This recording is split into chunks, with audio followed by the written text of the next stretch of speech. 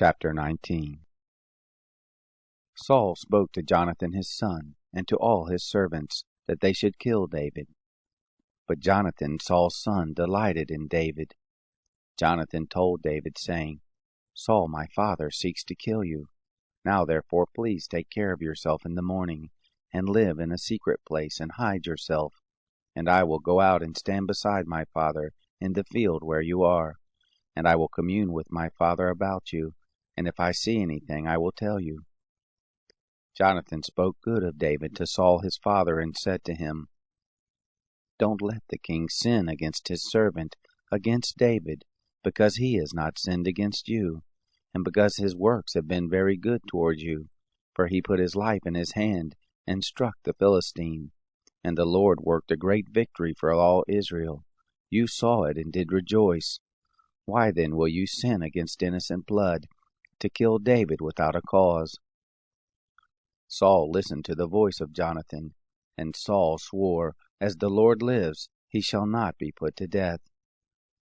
Jonathan called David, and Jonathan told him all those things. Jonathan brought David to Saul, and he was in his presence as before. There was war again, and David went out and fought with the Philistines, and killed them with a very great slaughter, and they fled before him. An evil spirit from the Lord was on Saul, as he sat in his house with his spear in his hand, and David was playing with his hand. Saul sought to strike David, even to the wall with the spear, but he slipped away out of Saul's presence, and he struck the spear into the wall, and David fled and escaped that night. Saul sent messengers to David's house to watch him, and to kill him in the morning. And Michal, David's wife, told him, saying, If you don't save your life tonight, tomorrow you will be slain. So Michal let David down through the window, and he went and fled and escaped. Michal took the teraphim, and laid it in the bed, and put a pillow of goat's hair at the head of it, and covered it with the clothes. When Saul sent messengers to take David, she said, He is sick. Saul sent the messengers to see David, saying, Bring him up to me in the bed, that I may kill him. When the messengers came in, behold, the teraphim was in the bed, with the pillow of goat's hair at its head. Saul said to Michal, Why have you deceived me, and let my enemy go, so that he has escaped?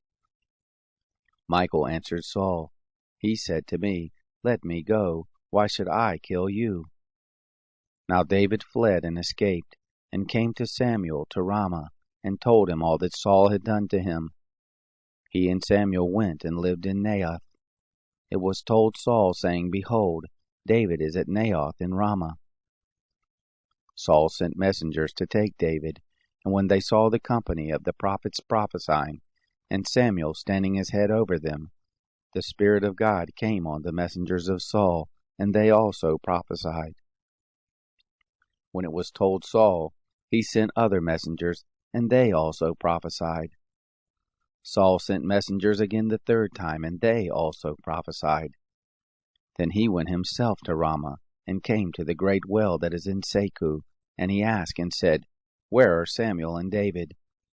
One said, Behold, they are at Naioth in Ramah.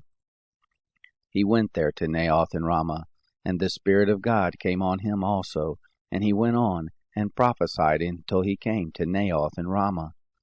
He also stripped off his clothes, and he also prophesied before Samuel, and lay down naked all that day and all that night. Therefore they say, Is Saul also among the prophets?